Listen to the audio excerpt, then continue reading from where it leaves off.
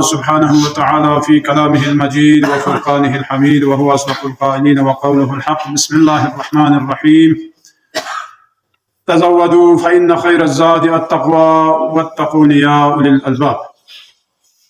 سب سے پہلے اپنے نفس کو پھر آپ تمام مومنین نمازی حضرات کو تقوی الہی کی طرف دعوت دیتا ہوں۔ اللہ تبارک و تعالیٰ کا ارشاد ہے تزودوا فإن خیر الزاد التقوی، لوگوں تم لوگ اپنے لیے زاد راہ اور آخرت کے اس طولانی سفر کے لیے زاد راہ تیار کرو، اور زاد راہ کیا چیز ہے؟ وہی تقوی الہی ہے۔ وعلیکم السلام۔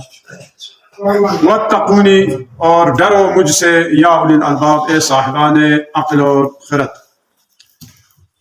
تقوی الہی کی طرف اشارہ کرتے ہوئے قال اللہ وعزتی وجلالی وجمالی وبہائی وارتفاع مکانی لا یؤثر عبد ہوایا علی ہواہ الا کففت علیہ ضیعتہ وجعلت غناہ فی نفسہ وضمنت السماوات والارض رزقہ وکنت لہ من وراء تجارت کل تاجر۔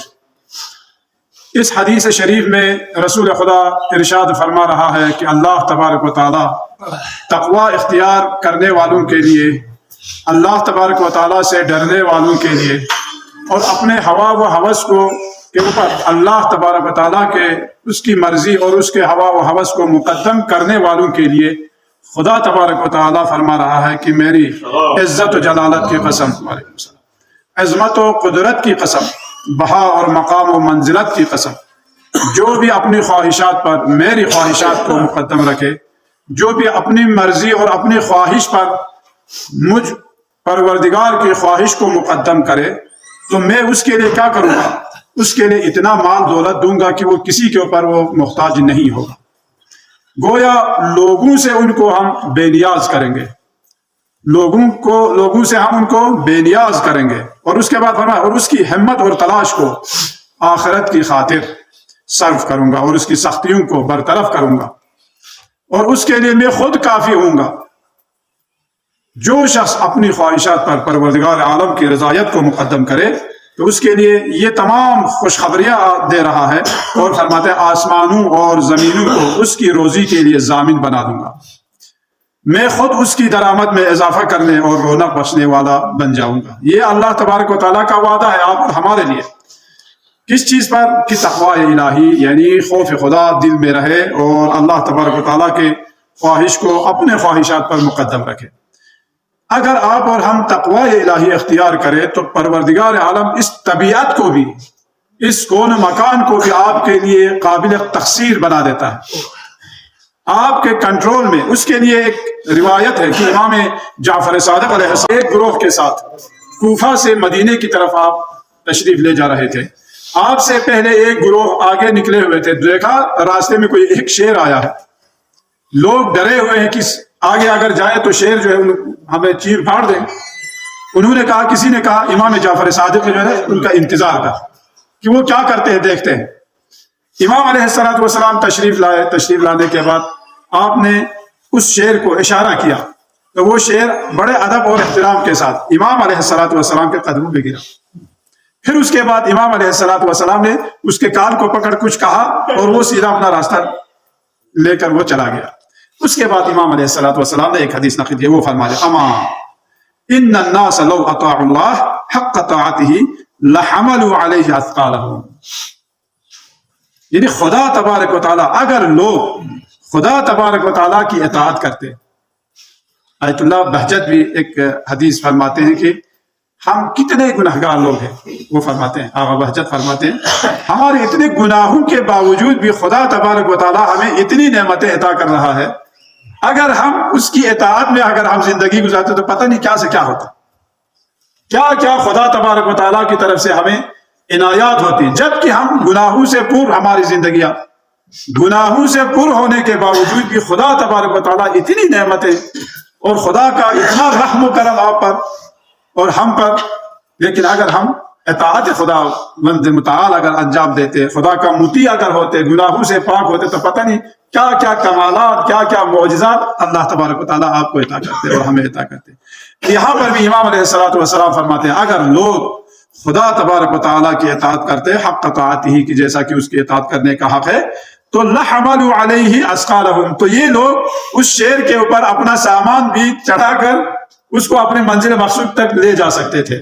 یعنی اللہ تبارک و تعالیٰ اس طبیعت کو بھی وحشی جانوروں کو بھی آپ اور ہمارا مطیع اور فرمان بردار بنا دیتے. یہ اللہ تبارک و تعالیٰ کی مقصد یہ ہے کہ تقوی سے کیا مراد ہے؟ واجبات پر عمل کرنا اور محرمات سے دوری اختیار کرنا. چنانچہ امام زین العابدین علیہ فرماتے ہیں، یہ حدیث ایک جگہ پر امام حسین علیہ السلام سے نقل ہوتے ہوئے دیکھا تھا، ایک جگہ پر امام حسن مجتبی، اور اس حدیث میں یہ امام زین العابدین علیہ السلام سے نقل ہوئی ہے. اس میں امام فرماتے ہیں جاء رجل وقال انا رجل عاصی، ایک شخص آیا شاید رسول خدا کے پاس یا خود امام کے پاس، تو اس نے کہا انا عاصم، میں گنہگار ہوں، ولا اصبر علی المعصیۃ فعظنی، اے فرزند رسول مجھے واعظ و نصیحت کرے، آپ کچھ نصیحت فرمائے، میں گناہ سے نہیں رک سکتا، گناہ پر مجھے صبر نہیں آتا، میں گناہگار انسان ہوں. قال افعل 5 اشیاء واجتنب ما شئت، اگر ایسا ہے تو 5 عمل انجام دو، پھر اس کے بعد جتنا گناہ کرنا ہے کر، لیکن یہ 5 امور انجام دو، اس کے بعد تمہاری جتنی مرضی میں ہو اتنا ہی تم گناہ کرو. سب سے پہلے کیا ہے؟ فَأَوَّلُ ذَلِكَ لَا تَأْكُلْ رِزْقَ اللَّهِ، خدا تبارک و تعالیٰ کے رزق کھانا چھوڑ دو. وَاجْتَنِب مَا شِئْتَ، پھر اس کے بعد تم جتنا گناہ کرنا کر. دوسرا عمل فرمایا اخرج من ولایت اللہ، اللہ تبارک و تعالیٰ کی ولایت یا حکومت سے تم باہر نکل جاؤ. اس کے بعد وَاجْتَنِب مَا شِئْتَ، جتنا تم گناہ کرنا چاہو گناہ کر لو. والثالث اطلب موضعا لا يراك اللہ وَاجْتَنِب مَا شِئْتَ، ایک ایسا مقام اور ایسی جگہ تم تلاش کر جو خدا کو نظر نہ آئے، پھر اس کے بعد جتنا گناہ کرنا ہے تم گناہ کر. چوتھی چیز اذا جاء ملک الموت لیقبض روحک فادفعه عن نفسک وزن ما شئت، جب ملک الموت آئے تمہارے قبض روح کے لیے، اس وقت اگر تم میں اتنی طاقت ہو، اتنی قدرت ہو کہ ملک الموت کو تم یہ کہہ کہ تم یہاں سے نکل جاؤ، میں اپنی جان دینے کے لیے تیار نہیں ہوں یا جان نکالنے کی اجازت نہیں دوں گا، اگر تم میں اتنی جرأت ہے تو وزن ما شئت، جتنے گناہ کرنا ہے تو کر. پانچویں چیز کیا فرمایا کہ اگر آپ اور ہمیں جہنم میں لے جایا جا رہا ہوگا، اس وقت اگر آپ یہ کہہ سکتے ہو کہ میں جہنم میں نہیں جاؤں گا، اگر اتنی جرأت ہے تو وزن ما شئت، جتنا تم گناہ کرنا چاہو گناہ کر. تو کیا ان میں سے کوئی ایک چیز آپ کے لیے ہمارے لیے ممکن ہے؟ ممکن نہیں. کیا خدا کے رزق کے علاوہ ہم کس ذات کے یا کیا کوئی اپنا کوئی نفس ذاتی کوئی ہے آپ کے پاس رزق؟ نہیں. کوئی ایسی جگہ ہے جو خدا کو نظر نہ آئے؟ کوئی ایسی حکومت ہے جو خدا کی حکومت سے ہم کہیں خارج ہو جائے؟ کیا ہم اور آپ جو ملک الموت کو روک سکے کیا ممکن ہے؟ یہ تو صرف اور ذات جناب فاطمۃ الزہرا سلام اللہ علیہا کی شان تھی. یہ اس ذات مقدسہ کا مقام تھا کہ جب تک آپ نے اجازت نہیں دی تب تک جو ہے ملک الموت ہو یا جبرائیل دولت سرائے فاطمۃ الزہرا میں داخل نہیں ہو سکے. لیکن آپ اور ہم میں کیا اتنی طاقت ہے؟ نہیں ہے. اس لیے فرماتے ہیں اگر ممکن نہیں ہے تو نہیں ہو سکتا تم گناہوں میں جو ہے وہ غرق ہو. تو شاید اس نے بھی پہچان لیا ہوگا کہ جس طرح رسول خدا کے پاس ایک شخص آیا، اسی طرح یا رسول اللہ میں گناہ سے جو ہے نا اپنے آپ کو چھٹکارا نہیں دلا سکتا، آپ کوئی مجھے واعظ و نصیحت کرے. تو آپ نے فرمایا بس جھوٹ مت بول. اس نے سوچا یہ تو بہت آسان ہو گیا. اس نے کہا میں بہت سارے گناہوں میں مرتکب ہوتا ہوں، تو مجھے کوئی نصیحت کرے. تو آپ نے فرمایا بس جھوٹ بولنا جو ہے نا چھوڑ دو. اس نے سوچا یہ تو بہت آسان ہو گیا، بس جھوٹ نہیں بولوں گا، گناہ کروں گا لیکن جھوٹ نہیں بولوں گا. تو جب گناہ کا وقت آیا تو اس نے سوچا اوہو یہ تو رسول اللہ کے ساتھ وعدہ کیا کر کے آیا ہوں، کل ان کے پاس جا کر کیا کہوں گا. وہ جب بھی وہ گناہ کا جو موقع آ جاتا تو اس کے ذہن میں یہ بات آ جاتی رسول اللہ کے ساتھ تو وعدہ کر کے آیا کہ جھوٹ نہیں بولنا. اس لیے کہ وہ جھوٹ سے بچنے کے لیے وہ تمام گناہوں سے وہ بچ گئے. اس لیے فرماتے ہیں کہ جھوٹ ایک ایسا گناہ ہے، تمام برائیاں جو ہے وہ ایک کمرے میں یا ایک گھر میں اس کو تالا لگا کر بند کیا ہو اور اس کو تالا لگا ہو اور اس کی چابی جو ہے وہ جھوٹ ہے. اگر آپ نے اس تالے کو کھول لیا تو باقی تمام گناہ جو ہے انسان اس میں مبتلا ہو سکتے ہیں. تو لہٰذا فرمایا کہ گناہ سے بچنے کے لیے جھوٹ سے بچنا جو ہے بہت ہی اہم ہے. گناہ سے بچنے کے لیے رسول خدا کا فرمان ہے کہ اس دنیا کو اور اس مقام کو، ہر جگہ کو محضر خدا کے سامنے ہم تصور کریں کہ ہم ہمیشہ خدا تبارک و تعالیٰ کے سامنے موجود ہیں. فرمایا یکفیکم من العزت ذکر الموت، تمہارے لیے واعظ و نصیحت کرنے کی کوئی ضرورت ہی نہیں. فرماتے ہیں کہ رسول خدا نے فرمایا تمہاری نصیحت کے لیے موت کو یاد کرنا کافی ہے. اگر آپ اور ہم موت کو یاد کریں تو باقی تمام گناہوں سے ہم بچ سکتے ہیں. اگر آپ اور ہمیں یقین ہو کہ ہم نے مرنا ہے، کتنے لوگوں کو ہم نے کندھے دے کر ہم نے دفنا کے آیا ہے اب تک، لیکن ہمیں ٹس سے مس نہیں، ہمیں یہ احساس ہی نہیں کہ یہ موت ہمارے اوپر بھی آنی ہے. ہم تو یہی سوچتے ہیں، میں خود اپنی بات کرتا ہوں، شاید موت ہمارے پڑوسیوں کے لیے اور اپنے لیے اتنے سوچتے ہیں. ہم لوگ کبھی سوچا نہیں ہے کہ یہ موت، یعنی جتنے مومنین کو آپ اور ہم دفناتے ہیں کبھی سوچا نہیں یہ میرے لیے کوئی موت آئے گی. علم ہونا اور ہے، یقین ہونا اور ہے. ٹھیک ہے، علم کے حد تک یہ ہے کہ یہ تو جانتا ہے کہ ہر ایک نے مرنا ہے، لیکن ہم یقین کے حد تک نہیں ہے. اگر یقین کی حد تک اگر ہو جائے تو گناہوں سے یعنی بچنا جو ہے وہ کوئی مشکل نہیں ہے. تو رسول خدا فرماتے ہیں یکفیکم من العزت ذکر الموت ویکفیکم من التفکر ذکر الاخرہ. غور و فکر کرنے کے لیے آپ کو تذکرہ آخرت کو یاد کرنا، یہی آپ کے لیے غور و فکر کرنے سے بچاتی ہے. ویکفیکم من العبادہ الورع، عبادت کے لیے کافی ہے کیا؟ ورع اور تقوی. وَيَكْفِيكُم مِّنَ الْإِسْتِغْفَارِ تَرْكُ الذُّنُوبِ، استغفار کرنے کے لیے کیا ہے؟ استغفار کرنے سے آپ اس وقت بچ سکتے جب آپ اور ہم گناہ سے بچ جائے. وَيَكْفِيكُم مِّنَ الدُّعَاءِ النَّصِيحَةِ، دعا کے لیے کیا ہے؟ کوئی شخص نصیحت کرے تو اس نصیحت پر جو ہے عمل کرنا، یہ انسان کو دعا کرنے سے جو ہے اس کو کفایت کرتا ہے. مَنْ كَانَ فِي مِنْ هَذِهِ الْخِصَالِ وَاحِدَةٌ دَخَلَ الْجَنَّةَ مَعَ أَوَّلِ زُمْرَةٍ مِّنَ الْأَنْبِيَاءِ، جن لوگوں میں ان خصوصیات میں سے اگر ایک خصوصیت بھی اگر اس میں پائی جائے تو کل قیامت کے دن انبیاء علیہ السلام کے زمرے میں اول صف میں جو ہے ان کو محشور کیا جائے گا. تو امیر المومنین یہی فرماتے ہیں مجھے تعجب ہے اس شخص پر جو بخیل ہے، جو فقیرانہ زندگی کرتا ہے، جو اپنے اوپر بھی خرچ کرنا اس کے لیے مشکل ہے، لیکن قیامت کے دن جو ہے وہ اس سے امیروں والا جو ہے حساب کتاب لیا جائے گا. دنیا میں وہ فقیرانہ زندگی کرنا، قیامت کے دن اس سے امیروں والا حساب لیا جائے گا، لیکن دنیا میں وہ فقیرانہ زندگی کرنا.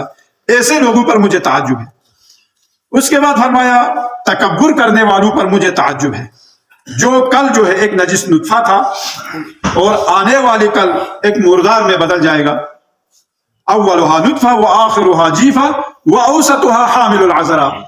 اس کی ابتدا جو ہے وہ کیا تھی؟ اس کی ابتدا نجس پانی نطفہ تھا. اس کی انتہا کیا ہے؟ انتہا مردار ہے. مردار وہ بھی نجس مردار ہے.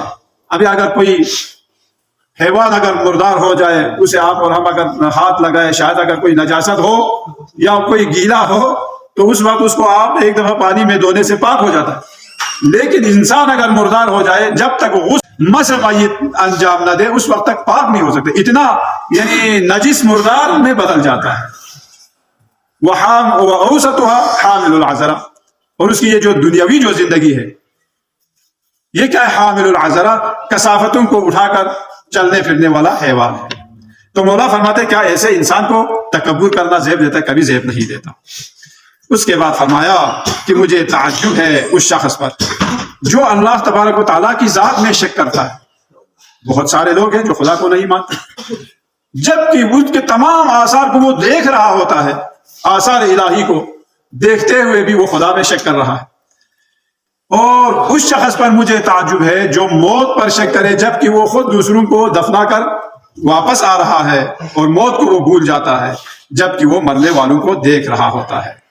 ایک حکایت ہے کہ اگر آپ اور ہم اللہ سے ڈریں تو باقی تمام چیزیں جو ہے نا خداوند متعال آپ کے لیے آسان کر دیتا ہے. ایک شہر میں بہت سارے لوگوں کو قحط اور قحط سالی کی وجہ سے بہت زیادہ مشکلات پیش آئی.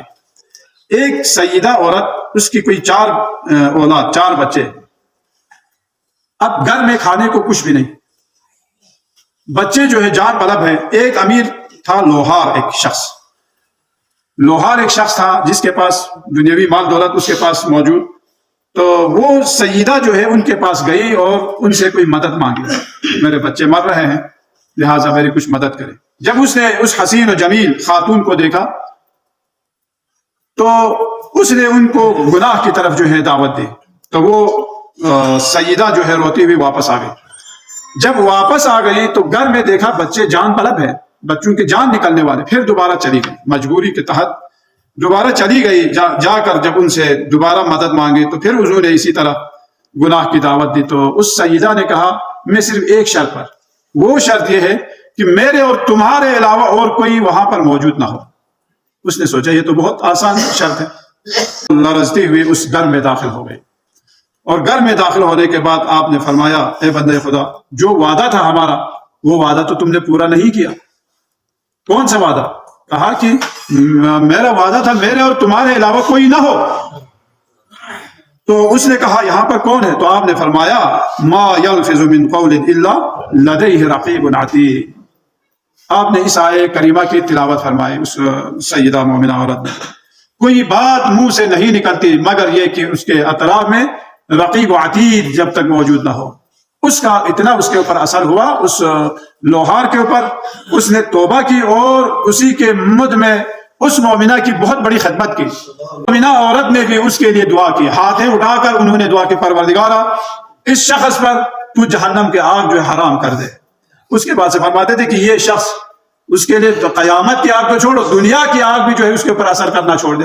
اب وہ یعنی گرم سرخ لوہا جو ہے وہ اس کو اپنے ہاتھ سے یعنی وہاں پر اٹھاتے تھے، ہاتھ سے وہاں پر رکھتے تھے. اس قدر جو ہے نا وہ اثر ہوا اس مومنہ عورت کی دعاؤں کا اثر تھا. لہٰذا فرماتے ہیں کہ آپ اور ہمیں مولا رسول خدا کا فرمان 4 کام انجام دو، انشاءاللہ آپ اور ہم جو ہے سارے گناہوں کو ہم بخشوا سکتے ہیں. وہ کیا ہے؟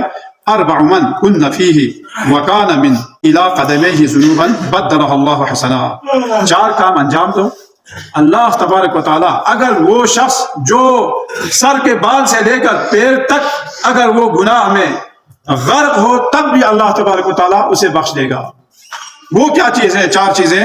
اور اس کے جو تمام یعنی برائیاں بھی وہ حسنات میں تبدیل کرے گا. وہ کیا چاہے؟ الصدق، صداقت ہے، سچائی ہے کہ ہر کسی کے ساتھ اگر کوئی بات کرے تو سچائی کے ساتھ. دوسرا والحیا، شرم و حیا. یہ بھی جو ہے بہت عظیم شے ہے شرم و حیا. آپ اور ہم گناہ کیوں کرتے ہیں؟ ہمارے اندر شرم و حیا نہ ہونے کی وجہ سے ہم گناہ کرتے ہیں. وحسن الخلق، حسن خلق اگر جس میں ہو، والشکر، اور اللہ تبارک و تعالیٰ کی دی ہوئی نعمتوں پر شکر ہو. یہ 4 چیزیں اگر آپ اور ہم میں پائی جائیں تو اللہ تبارک و تعالیٰ ہمارے تمام گناہوں کو بخش دیتا ہے. اسی پر اکتفا کرتا ہوں. پروردگارا ہمیں تمام گناہوں سے بچنے کی توفیق عطا فرما اور ہمارے گناہان صغیرہ کبیرہ معاف فرما. بسم اللہ الرحمن الرحیم. انا اعطیناک الکوثر فصل لربک وانحر ان شانئک هو الابتر. صدق اللہ العلی العظیم.